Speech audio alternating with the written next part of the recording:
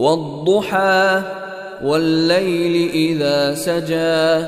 ما ودعك ربك وما قلى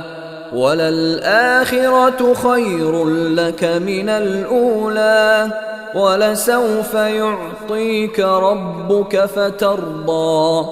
ألم يجدك يتيما فآوى ووجدك ضالا فهدى ووجدك عائلا فأغنى فأما اليتيم فلا تقهر وأما السائل فلا تنهر